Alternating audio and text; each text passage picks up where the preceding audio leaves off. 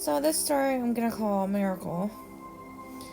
As you may already know, Miracle is something special, like in a special event or a very special person or anything amazing that is extremely, unbelievably magical.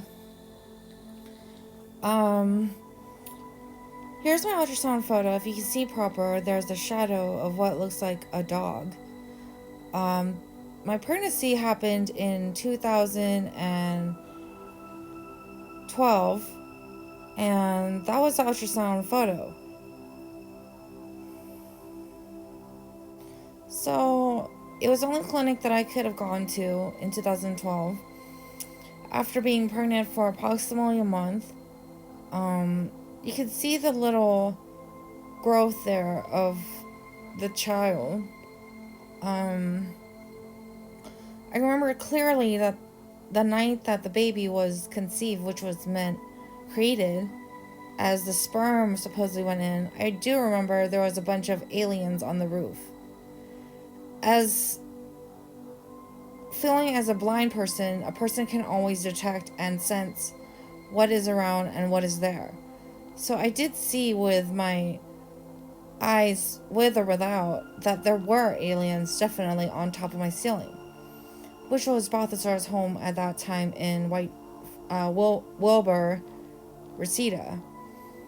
And I remember clearly seeing pink lights all over, and every time I see pink lights, it felt like it was some sort of like love serum or some sort of like love power.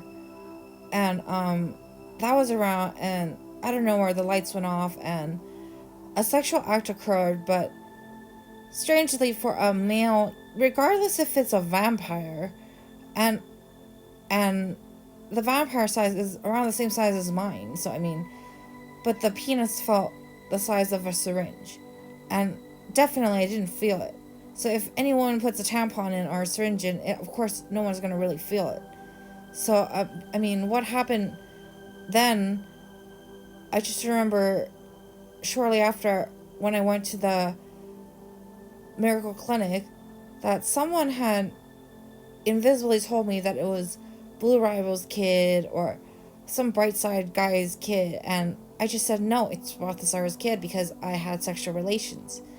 But all in all, to combine this together, for a child to be born without actually being created with love and actual love making feelings, it obviously leaves life and creation depressed and without enough love.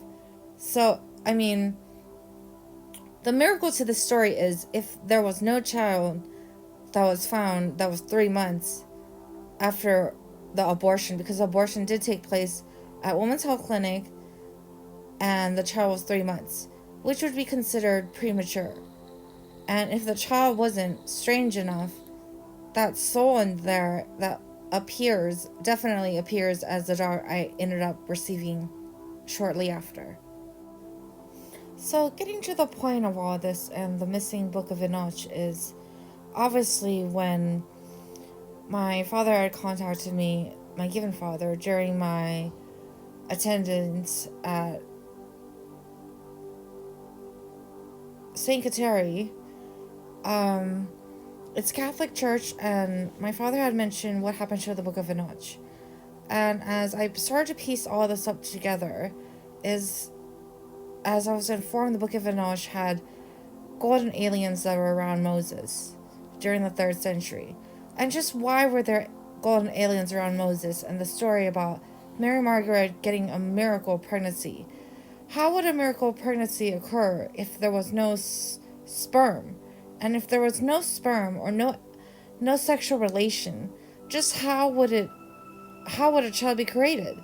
So I mean, to really have a conversation about this obviously meant that if it is solely and really true that there was no sexual relations that occurred, then obviously it was some sort of alien insemination, since the aliens have been around since the 3rd century.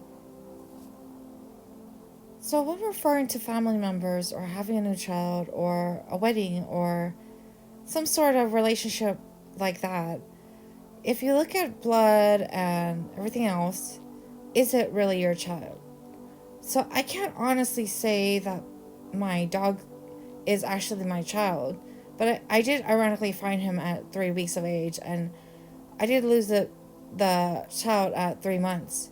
So I mean, to talk about life and everyone else, I'm just saying, like, when you finally get to the end of the maze of life, and you finally meet the love of your life, your soulmate, your divine couple, would you want to carry like 10 million children that you have created over all this time and said, oh, I wed, I have children, I have whatever, so called whatever, like, issue or whatever thing you may have? Like, how do you expect your divine partner to actually feel about these type of situation?